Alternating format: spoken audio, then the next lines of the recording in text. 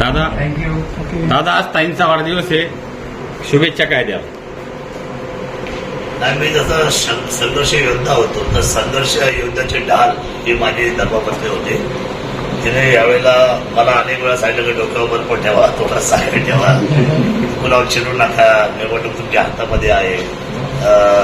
सगळं खरं आहे, परंतु आपण जनतेला बरोबर घेतलं पाहिजे. तुम्ही सांगायची पद्धत जरा थोडी बदलली पाहिजे. आणि या वास्तव्याला ती सामोरे गेली. माझ्या पंचायतीने अनेक खिंड घडवली आणि खूप मोठा तर आमच्या कुटुंबाचा या खालच्या याच्यामध्ये आमचा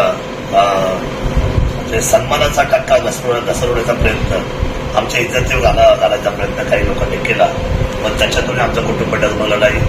माझी धर्मपत्नी असेल, माझे आई वडील असतील, आमची भावंड असेल, माझ्या दोन्ही कन्या असतील, जावई असतील, या सर्वांनी या बाबतीमध्ये मला सतत बळ दिलं. माझ्या जवळचे सर्व हितचिंतक होते, कार्यकर्ते होते.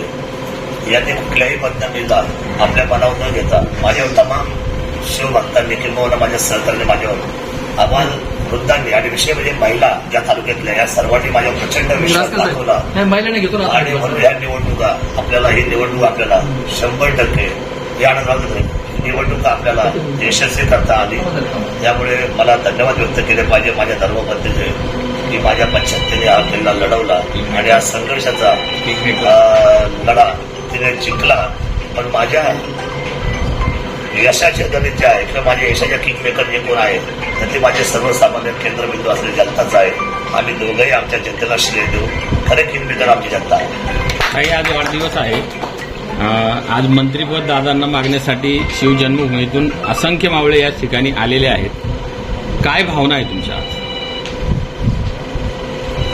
तर जुन्नर तालुक्यात पहिले जे कामगार मंत्री होते शाहरुल शेख यांनी, त्याच्यानंतर परत जुन्नर तालुक्याला मंत्रिपद आलेलं नाही. आता दादा ह्या इलेक्शनमध्ये निवडून आलेले आहे. तर आपल्या सगळ्या जनतेची पण इच्छा आहे आणि आमच्या सगळ्यांचीच इच्छा थोडे आहे. दुरुस्ती करतो. आमच्या धर्मपत्नींना कल्पना नाही की जुन्नर विधानसभा जे निवडून गेली आतापर्यंत त्याच्यात एकाही माणसाला अजूनपर्यंत मंत्रिपद आलेलं नाहीये. सागरबाई या तालुक्याचे सुपुत्र होते, मुंबईच्या विधानसभेमध्ये निवडून आलेले होते. त्यामुळे किल्ले शिवनेरी जुन्नर विधानसभेला अजूनपर्यंत जे मानाचं पान पाहिजे होतं ते काय अजून महाराष्ट्राच्या तख्तावर आलेलं नाही. त्यामुळे महाराष्ट्राच्या तख्तावर जर मानाचं पान द्यायचं असेल तर शिवनेरीचा समाविष्ट यावेळेला शिवशाही सरकारने आपल्या दरबारामध्ये केलाच पाहिजे. कारण महाराष्ट्राच्या निर्मितीचा सुवर्ण कलश हा महाराष्ट्राचे प्रथम मुख्यमंत्री कैलासवासी यशवंतराव चव्हाण साहेब यांनी हा सुवर्ण कलश आपल्या किल्ले शिवनेरी 1 मे 1960 आला. तिथून पुढे तिथं कॅबिनेट झाली. तिथून बलशाली आणि गौरवशाली महाराष्ट्राची स्वप्न पाहण्यात आली. आणि महाराष्ट्र शासनाने मध्यंतरी एक प्रोटोकॉल केलाय राजशिष्टाचार की 19 फेब्रुवारी ही जागतिक शिवजयंती होईल, शासकीय शिवजयंती होईल. त्याप्रमाणे राजशिष्टाचार घेऊन राज्याचे जे प्रथम नागरिक आहे म्हणजे मुख्यमंत्री त्यांना दरवर्षी मानवंदना द्यायला शिवनेरी यावंच लागतं. त्यामुळे शिवनेरीचं आघात महत्व आहे त्याच्या छत्रपती शिवरायांच्या जन्मामुळे. त्यामुळे या महायुती सरकारला माझी विनंती आहे की आपलं जे शिवशाही आहे, शिवशाही नेहमी सांगत असतं की आम्ही छत्रपती शिवरायांचा आशीर्वाद घेऊ आणि जनतेकडून सरकार आमच्याला प्रस्थापित करण्याची मागणी करू. आशीर्वाद या शिवशाही सरकारने छत्रपती शिवरायांकडे मागितलेला आहे आणि त्या छत्रपती शिवरायांच्या भूमीला वंचित ठेवता येणार नाही. 75 वर्षापैकी 60 वर्ष हे काँग्रेसच्या सरकारने काम केलंय. पण त्यांच्या लक्षात आलं नाही का इथे शिवभूमीला न्याय दिला पाहिजे. पण छत्रपती शिवरायांचा ज्यांनी आतापर्यंत जय जयकार केला ते हेतून सम्राट सरसेनापती बाळासाहेब ठाकरे असतील किंबहुना आदरणीय नरेंद्रजी मोदी असतील, अटल बिहारी वाजपेयी साहेब असतील, ही सगळी मंडळी शिवनेरीच्या दिशेने आतापर्यंत आलेली आहे. शिवरायांच्या बाबतीमध्ये या आराध्य दैवताचा सन्मान सातत्याने करून आपण सरकार चालवलेली आहे. पण त्या सरकारमध्ये शिवनेरी का नाही हा प्रश्न आज आम्ही उपस्थित केलेला आहे. त्यामुळे शिवनेरीला हे मानाचं मान मिळालं पाहिजे आणि या वेळेच्या कॅबिनेटमध्ये छत्रपती शिवरायांच्या या जन्मभूमीला हे अभेद स्थान मिळालं पाहिजे, आढळ स्थान मिळालं पाहिजे, मंत्रिपद झालं पाहिजे ही आमची सर्वांची धारणा आहे. आज योगायोगाने यशवंतराव चव्हाण साहेबांची पुण्यतिथी बघा 25 नोव्हेंबर म्हणजे यशवंतराव चव्हाणांची पुण्यतिथी. त्यामुळे या पुण्यतिथीला सरकारमध्ये होणाऱ्या निर्णयामध्ये किल्ले शिवनेरीचा सहभाग व्हावा.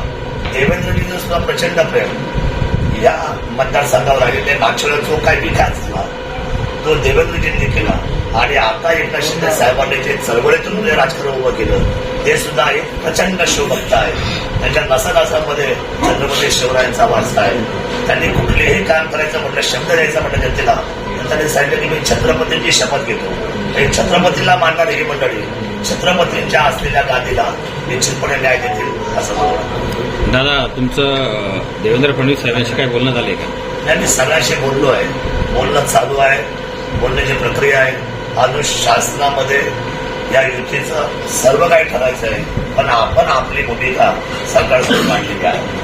ताई, 2014ची निवडणूक तुम्ही पाहिली, 2019ची निवडणूक पाहिली, आम्ही पण तुम्हाला त्या दोन्ही निवडणुकांमध्ये पाहिलं, पण 2024च्या निवडणुकीमधल्या सीमाताई जरा वेगळ्या वाटल्या. काय कराल? तसं बघितलं तर निवडणुका होत असताना हे थोडंसं मला ह्या गोष्टीची माहिती होती. आणि मुळातच मी जसं सांगते की आमदारकीचं पद हे मुळात कामाचं पद आहे, विकासाचं पद आहे. त्यामुळे ह्या गोष्टी मला माहिती होत्या आणि हेच बोलण्याचं हे म्हणजे जे आपण कॉन्फिडंटली जे बोलू शकतो, जर कदाचित दादांची कामच नसली असती तर मी काय प्रचार केला असता. पण तुम्ही यावेळेच्या प्रचारामध्ये तुमच्या भूमिका ठोस होत्या, आत्मविश्वास दांडगा होता. हे मागच्या निवडणुकांमध्ये नव्हतं, पण ह्या निवडणुकांमध्ये तुमचा आत्मविश्वास फार होता. नाही, मागच्या निवडणुकांमध्ये असे काही आरोप आणि प्रत्यारोप झालेच नाहीत जे ह्या निवडणुकीमध्ये झाले, जे अजिबात कोणालाही पटले नाही, जनतेला पण पटले नाही. त्यामुळे माझा आत्मविश्वास होता, तेव्हाही होता आणि आताही आहेच. नामदार मुख्यमंत्री एकनाथ शिंदे साहेबांनी लाडक्या बहिणीची योजना फार प्रभावीपणे राबवली. आज तुम्ही लाडकी बहीण म्हणून एकनाथ शिंदेकडे काय मागणार आहात? आपल्या जुन्नर तालुक्यासाठी, आपल्या मायबाप जनतेसाठी आपल्या तालुक्याला मंत्रिपद द्यावं एवढी इच्छा आहे. सगळ्यांच्याच वतीने ती आहे.